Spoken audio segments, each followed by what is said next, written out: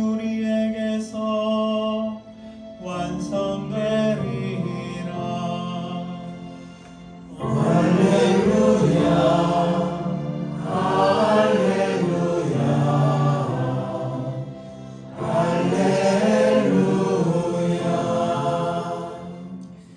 주님께서 여러분과 함께 또한 사제의 영과 함께 마르코가 전한 거룩한 복음입니다. 주님 영광 받으소서.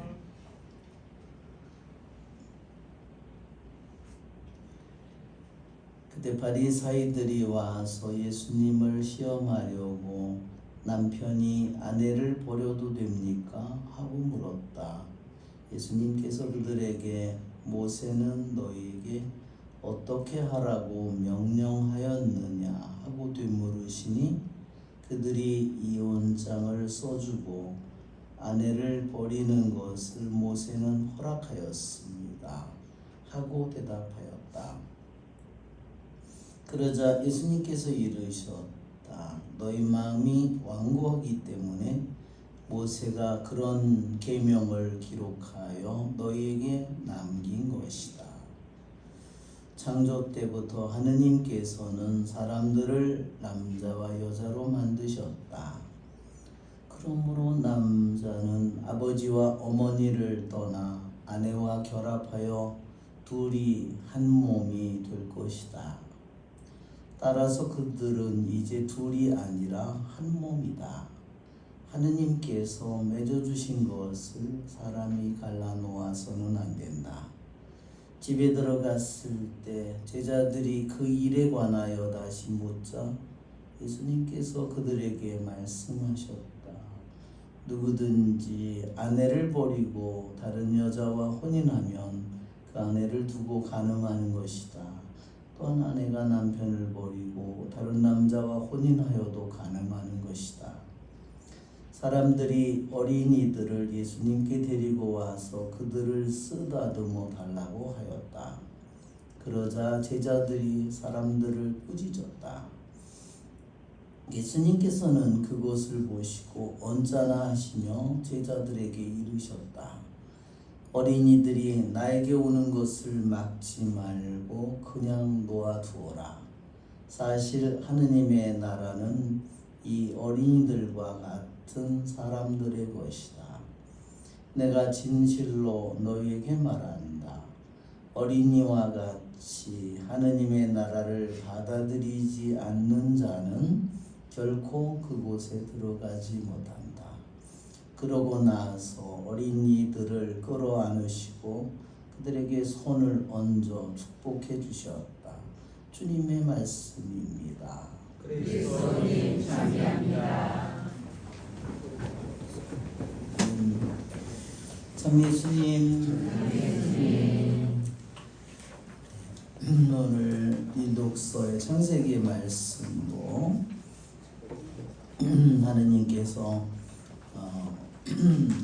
여자를 창조하는 그러한 말씀을 우리에게 들려줍니다. 또 그리고 복음에서도 남녀의 결혼에 대한 주님의 말씀을 우리가 듣게 됩니다.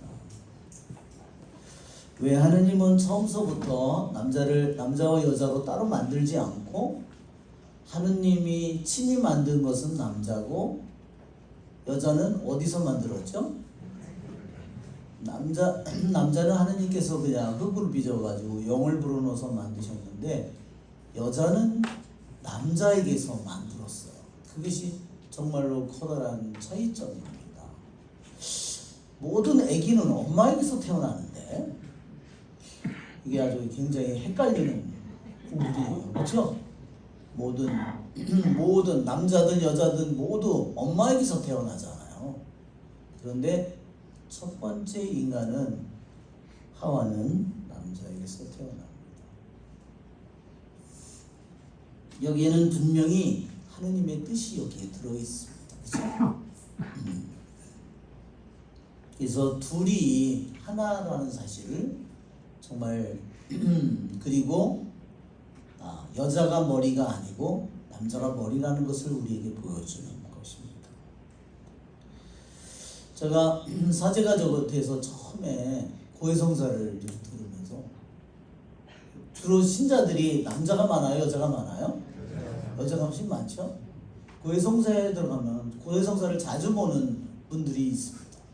거기에 성당에 저도 성당에서 자주 보는 분이 있었는데 자매님이 맨날 남편의 잘못을 제가 거기서 1년, 2년 이렇게 있다가 그 남편 놈이 진짜 나쁜 놈이구나 이렇게 생각을 했습니다. 그래서 죽일 놈이다 이렇게 생각했어요. 세상에 그런 인간이 어딨냐. 그런데 우연히 그 남편의 구역에 가서 얘기를 하다가 남편하고 만나서 얘기를 해요. 딱 남편의 얘기를 듣는 순간에 상황이 정반대로. 그래서 우와 이게 이 고해실에서 내가 맨날 들은 이야기인데 어떻게 이게 정말 믿을 수가 없었습니다. 그 충격이 잊혀지지가 않아요. 내가 고해소에서 듣는 게 다 사실이 아니구나. 사실의 한 부분이다. 그거를 정말 그 부분을 통해서 정말 깨달았어요. 그렇죠? 왜냐하면 한쪽 편에만 얘기를 듣기 때문에. 또 한편은 제가 한 번은 그때도 젊은 신부였는데요. 제가 버스를 타고 송림동 미림극장 앞을 지나가고 있었습니다. 거기 미림극장 앞에 거기 옛날 동행천하고 도깨비 시장 지하로 그게 있고 미림 그때 현대시장 뭐 거기도 그쪽에도 있고 거기 이렇게 지나가고 있는데 그 장사꾼들이 막 버스 길가에도 막 많은 거를 놓고 옛날 지금처럼 그런 게 아니라 길가에다 놓고 많은 거를 팔고 뭐 있었어요. 버스를 이렇게 버스 정거장에서 멍하니 이렇게 하고 있는데 할아버지가 뭐 길 옆에서 택시를 잡으려고 할아버지가 막 몸을 흔들면서 택시를 하는 거예요. 지금으로부터 거의 한 30년이 다 됐으니까.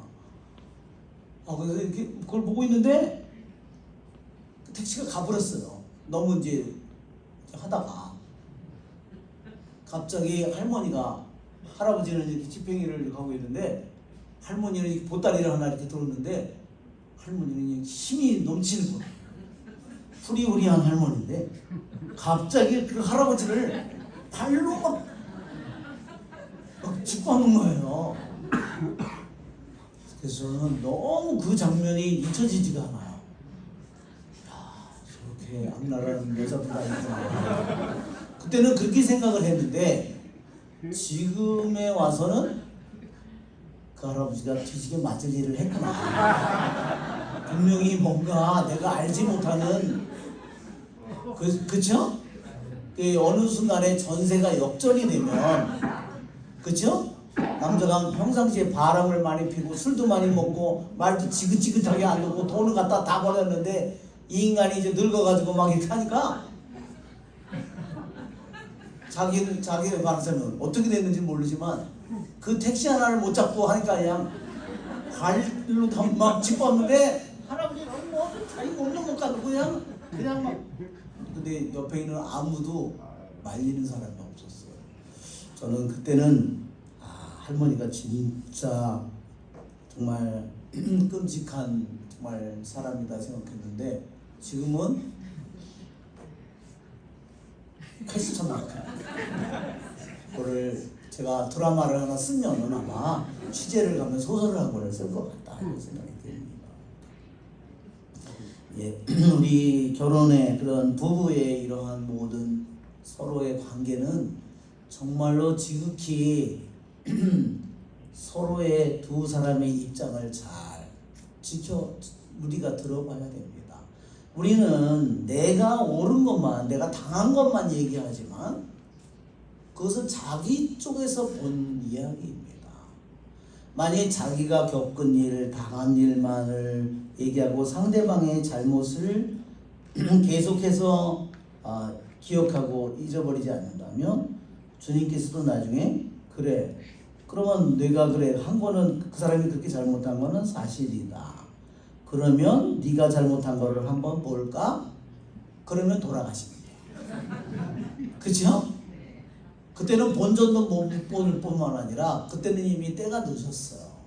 우리는 정말 우리들 자신이 상대방을 우리들이 주님을 믿으면서 우리들이 배우는 것은 우리가 내 자신의 시각으로만 바라볼 때 길이 없어집니다. 저는 우리 신자들이 여러 가지 수많은 문제에 부딪혀서 어떤 사람 뭐 경제적인 문제, 뭐 부부간의 문제, 수많은 자식의 문제, 뭐 무슨 우울증의 문제, 수많은 문제를 가지고 와서 얘기를 할 때 그것은 자기의 인간의 생각이죠. 인간의 생각으로는 길이 없습니다. 그러나 주님에게는 길이 있을까요? 없을까요? 언제나 주님에게는 길이 있습니다. 저는 정말로 너무너무나 놀랍니다. 그리고 가장 커다란 축복은 뭐냐면 올바른 마음을 가지고 살아가는 사람들. 올바른 마음을 가진 사람은 굳은 땅처럼 은총이 끊임없이 고입니다. 그러나 올바르지 못한 마음을 가지고 있는 사람은 아무리 기도를 하고 아무리 많은 희생을 하고 아무리 뭐를 해도 그것이 이루어지지가 않습니다. 그렇죠, 여러분? 우리들 자신은 오늘 우리 여기에서 하나님께서 인간을 창조한 그러한 모든 모습을 보면 둘이 하나가 되도록 하나님께서 만드셨습니다. 서로가 너무너무 다르죠. 처음에 만날 때는 눈에 무슨 꼬풀이 씌어가지고 그래가지고 이제 결혼하지만 몇 달이 지나니까 이 인간이 이런 사람이구나, 그렇죠? 이제 그때까지는 좋은 점만 보였는데 같이 살고 나니까 점점 안 좋은 면이 자꾸 더 커지게 보이네, 그렇죠?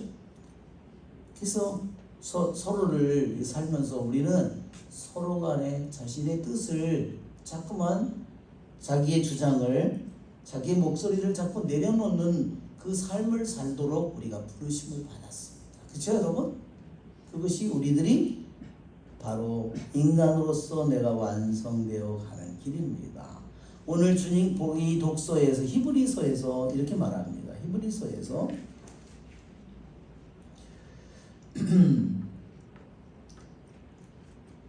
그들을 위한 구원의 영도자를 고난으로 완전하게 만드신 것은 당연한 일이었습니다. 우리의 구원의 영도자인 우리의 구세주 그분 자체도 고난으로 완전하게 만드셨다고 했어요. 여러분, 이 완전하다는 말이 구세주인 예수님이 뭔가 결핍되었다는 것을 의미하는 말이 아니에요. 뭔가 잘못되어 있던 부분이 있다는 것을 말하는 것이 아닙니다. 이 완전하다는 말은요, 본래 신약의 이 그리스어로 텔레이오스예요. 텔레이오스라는 이 말은 뭐냐면요, 점점 완성되어 가는 겁니다. 완전보다도 완성되어 가는 겁니다. 언제 완성되어 가죠? 소나무 씨 하나가 있으면, 씨앗이 하나 있으면 그것이 점점 땅에 떨어져서 싹이 터서 완성된 건 아니지, 아직. 그래서 이제 하여튼 요만큼 자라고 그것도 완성된 게 아니죠? 예, 정말로 5m, 10m 이렇게 자라서 그것이 꽃을 피우고 송화 가루를 날리고 솔방울을 열매를 내리고, 그렇죠? 수많은 씨앗을 뿌리고 그럴 때 완성된 거잖아요.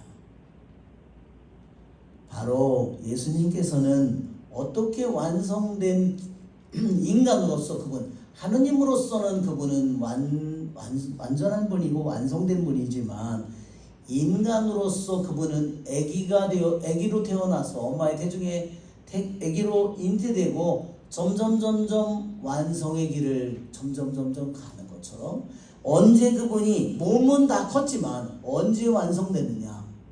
고난을 통해서 완성되어 간 겁니다. 여러분, 요즘에 우리들이 모든 고난을 피하려고 하면 그 사람은요 완성의 길을 절대로 갈 수 없어요. 그러니까 여러분 우리들의 삶 속에 얼마나 많은 고난이 왔습니까? 그렇죠? 사업에 실패도 하고 뭐 친구에게 배신도 당하고 뭐 속기도 하고 뭐 그렇죠? 돈도 띄기도 하고 내가 그 돈을 어떻게 버는 돈인데 근데 내가 띈 거 훨씬 이상으로 주님은 나를 그것을 통해서 우리를 그 고난을 통해서 우리를 완전하게 만들어 주십니다. 아멘? 아멘. 그런 게 아니면 어떻게 우리들이 여러분 주님처럼 십자가에 못 박히실래? 그렇죠? 창으로 찔리실래? 아니 로마 군인에게 뒤지게 채찍으로 맞을래요? 그렇죠? 그럴 수는 없잖아요. 그렇죠? 예, 우리들의 삶 속에 있는 수많은 크고 작은 시련과 고통과 이 모든 것을 통해서 나는 점점 완성되어 갑니다. 우리들이 점점 늙고 병들어가는 것도 내가 완성되어 가는 모습이에요. 그렇죠? 내가 망가지는 것이 아니라요. 나는 본래부터 가진 게 없었어요. 이 세상에. 내가 태어나기 전부터 내가 무슨 능력이 많았어요? 내가 태어나기 전부터 무슨 돈이 있었어요? 내가 태어나기 전부터 세상에다가 뭘 갖다 숨겨놓은 게 미리 있었어요. 내가 능력이 많아서 개뿔도 그런 거 하나도 없잖아요. 그러니까 우리가 늙고 병들고 쪼그라드는 이 모든 일은 고난을 통해서 우리들이 완성의 길로 가고 있는 겁니다.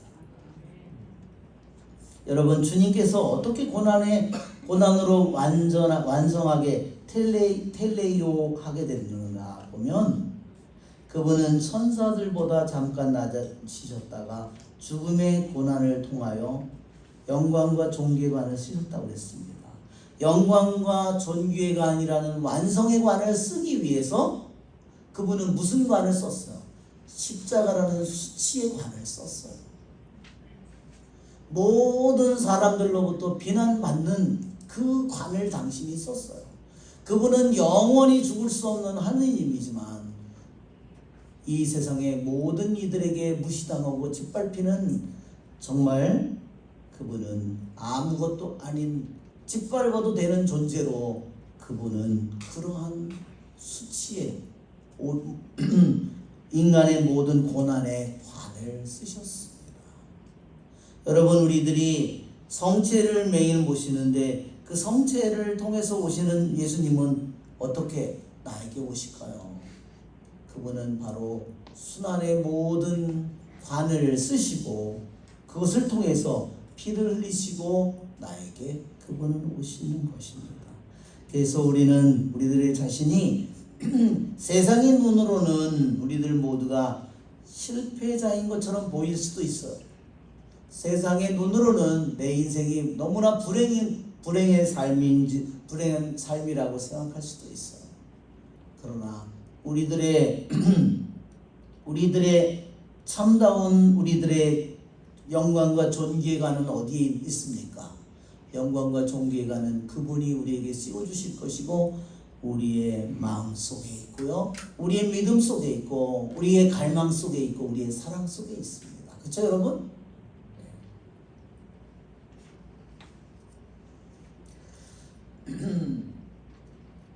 여기 복음에 보면 이혼장을 써주라는 것은요 신명기에 있는 규절이었어요. 2000년 전에 3000년 전에 그가 이혼장은 써주라고 했으니까 그게 얼마나 남자들이 신났겠어요. 이제 내가 돈도 많고 재산도 많고 이 여자가 늙고 이 여자를 어떻게 버렸으면 좋겠어, 헤어졌으면 좋겠어요.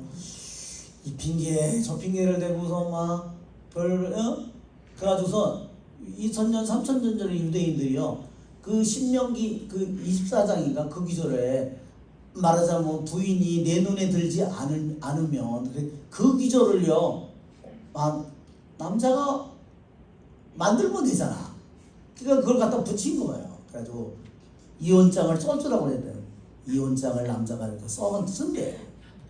써가지고 써주라고 그랬잖아요 여자에게. 그래서 해석을 어떻게 랍비들이 했냐면 그 여자가 잘 때 그 종이를 돌돌 이렇게 말아가지고 가죽으로 된 그 종이를 손에다가 나는 너와 이혼이다. 그걸 써서 돌돌 이렇게 말아가지고 그거를요 잘 때 여자가 잘 때 손에다가 쥐고 있는데 아직까지 쥐고 있었다. 그럼 이혼 성립이래요.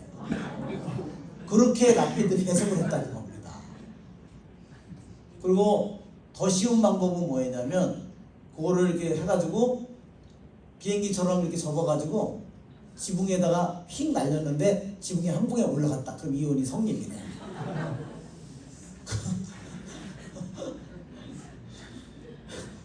근데 그게 하느님이 왜 신명기에 왜 그런 여자를 그렇게 내 마음에 들지 않거든 이혼장을 써주고 이혼하라는 왜 그런 기조를 했느냐. 주님께서 하신 말씀은 뭐예요?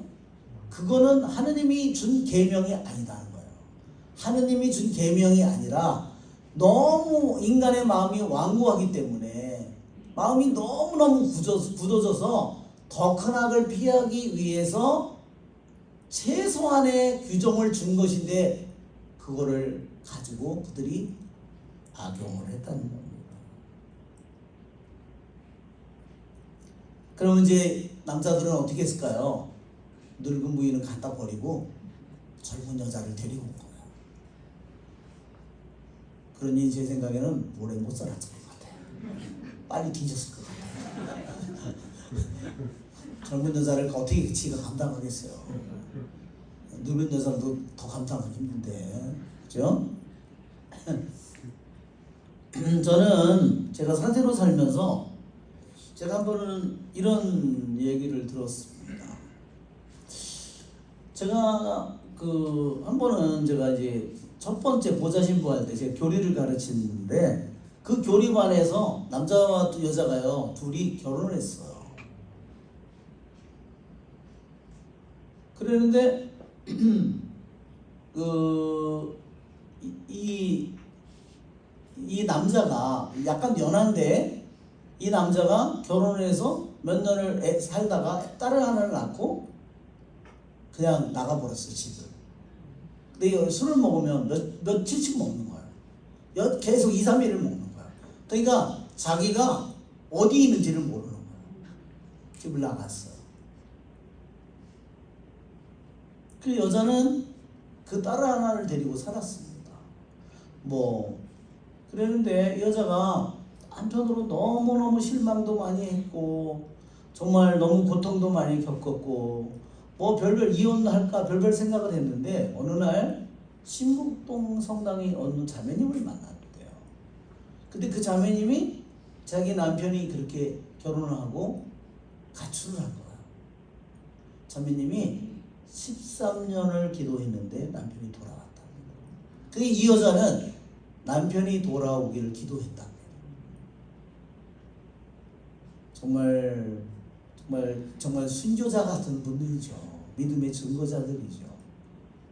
그런데 이 자매가 우연히 그 자매를 만난 거예요.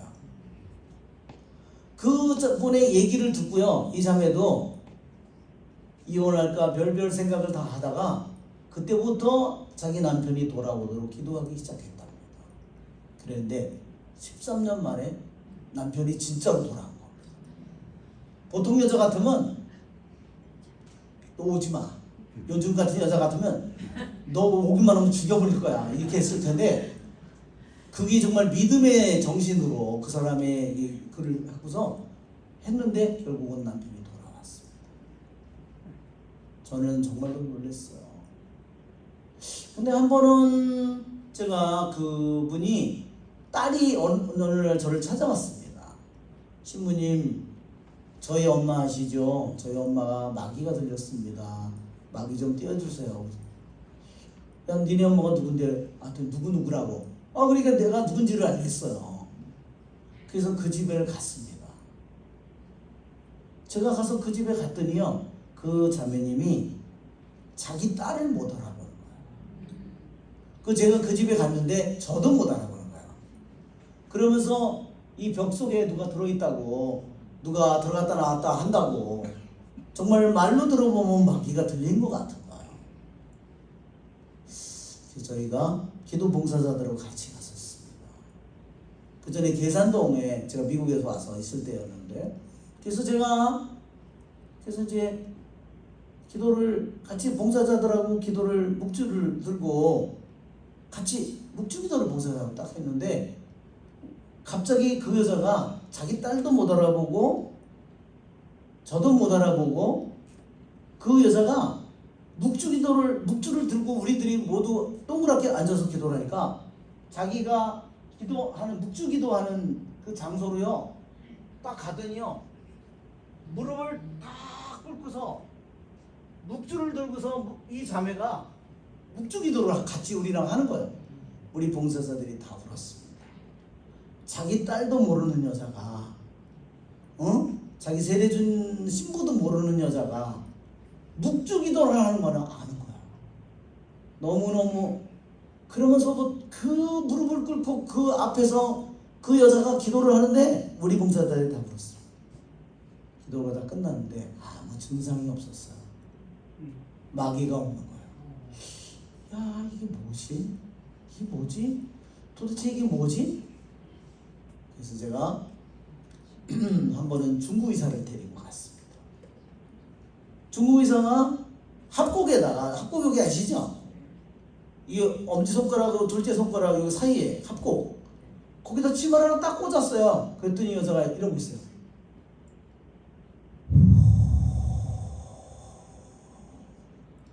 깊은 한숨을 내쉬는 거예요.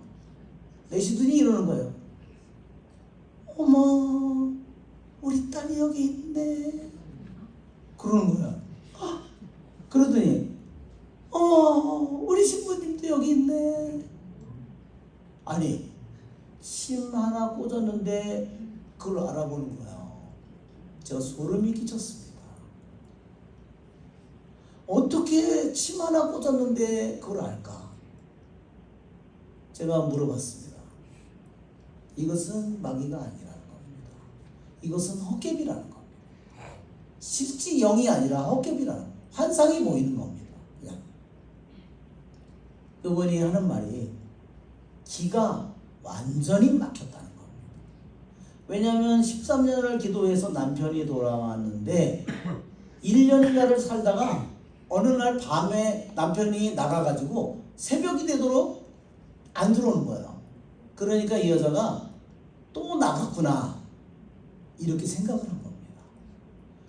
13년을 기도해서 돌아왔는데 다시 나갔구나 그 생각을 하니까 이 여자가 너무너무 기가 막혀서 말이 탁 막혀버리고 완전히 마음이 막혀버린 겁니다. 근데 그거 하나를 찌르는 순간에 그 여자가 깊은 한숨을 내쉬면서 모든 것을 알아갔어요. 정말 놀라운 일입니다. 제가 다른 분이 또 그런 경우가 있어가지고 남편이 나가서 10년 동안을 죽은 줄 알았대요. 남편이 IMF 때 남편이 죽은 줄 아는 거야. 친척에게도 누구에게도 아무에게도 단 하나의 소식이 없었기 때문에 죽은 줄 알았다는 겁니다. 어느 날 집에 갔더니 집에 와 있더라는 거야. 그러니 여자가 됐을까요? 분노가 정말 말은 안 하는데 죽이고 싶은 거죠. 내가 그 어린 애들을 둘을 데리고 겨울에 길바닥에 쫓겨났다는 그걸 했는데 제가 그 두 사람의 얘기를, 그러니까 방에 앉아 있을 수도 없고 들어올 수도 없고 같이 집안에 있을 수도 없는 거예요. 너무 화가 나서. 근데 제가 나중에 다 무슨 치료, 병원 치료, 무슨 치료 아무리 해도 안 낫는 거예요. 점점 더 심해지는 거야. 그래서 제가 두 사람의 얘기를 했어요.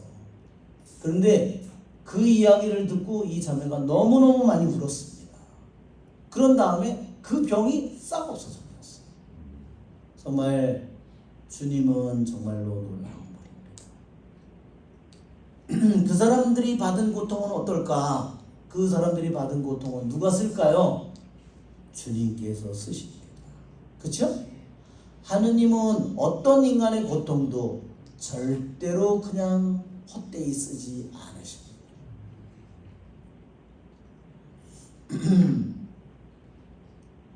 자, 오늘 주님께서 어린이들이 나에게 오는 것을 막지 말고 그냥 놓아두어라 그랬습니다. 사실 하느님의 나라는 이 어린이들과 같은 사람들의 것이다. 우리 복음에는 하느님께서 그것을 보고 언짢아 하셨다고 그랬는데요. 이 본래 말의 뜻은요, 굉장히 예수님께서 분노하셨다는 겁니다. 성경에서 예수님이 굉장히 분노했다는 말이요, 딱 여기 한 군데만 복음에 등장한다는 겁니다. 그 아이들을 못 오게 막은 것이 그만큼 예수님을 너무너무 분노하게 만든 거예요. 자, 왜 하느님의 나라는 어린이들과 같은 사람들의 것일까요?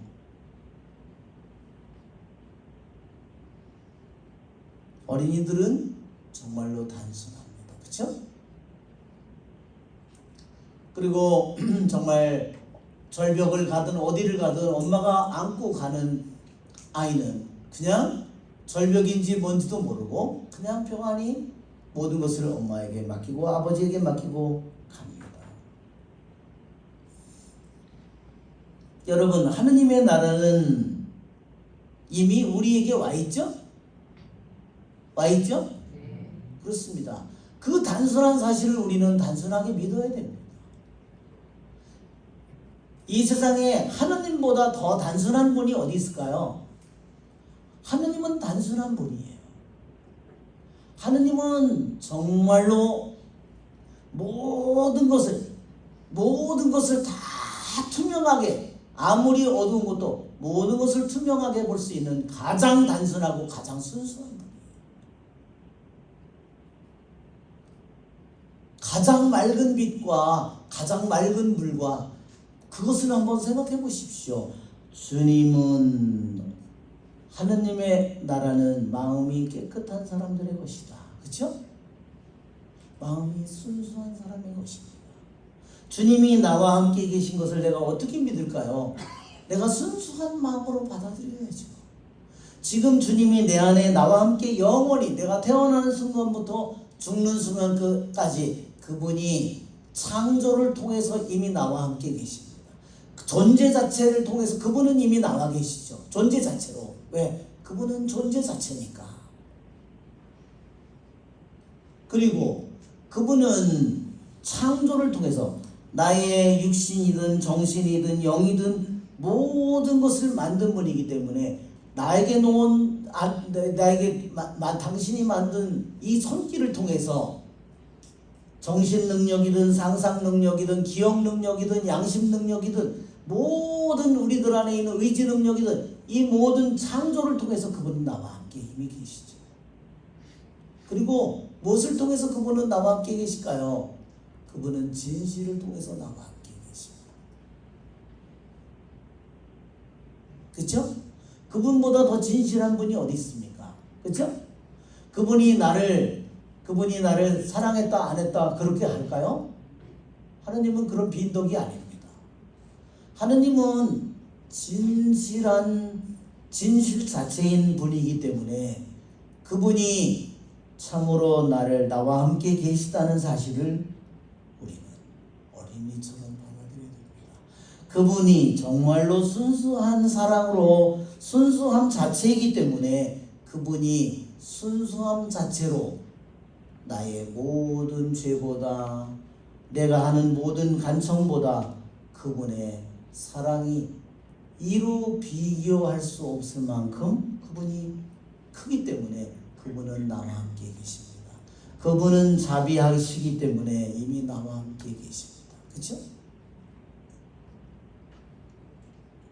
내가 현재 죄가 아무리 내가 많은 것을 만들어 놨다 하더라도 주님께서는 그 모든 죄를 용서하시고 나를 새로운 사람으로 만들어 주시기를 원하시기 때문에 그 사랑으로, 은총으로 이미 나와 함께 계십니다.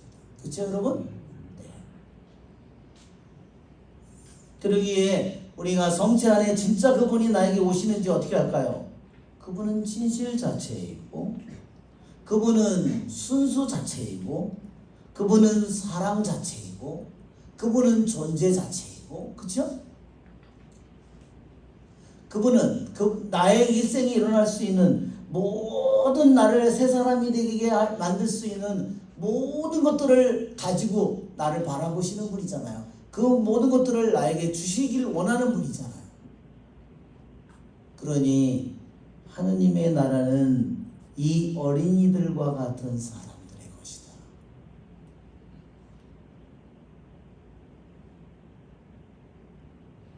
이 단순한 사실을 우리가 믿지 못하면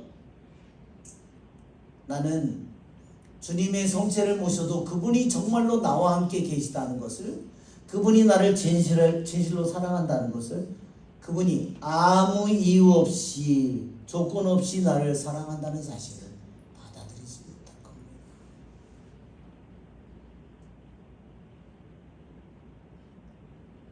여러분, 주님께서 그랬어요.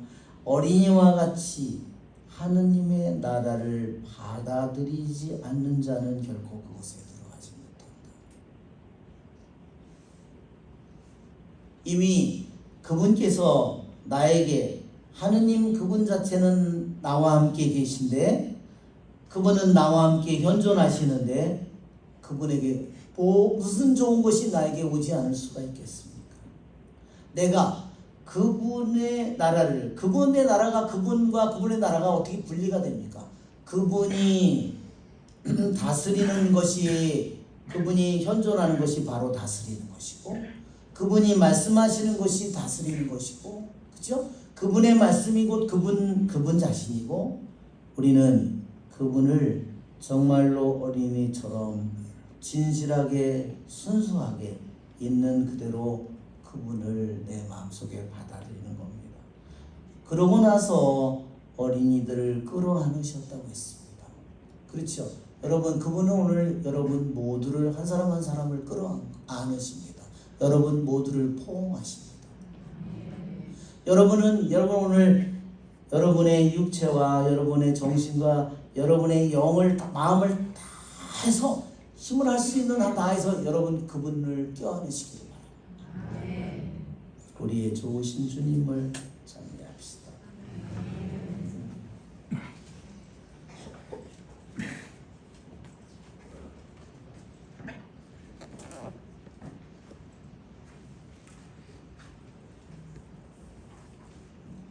(371번입니다)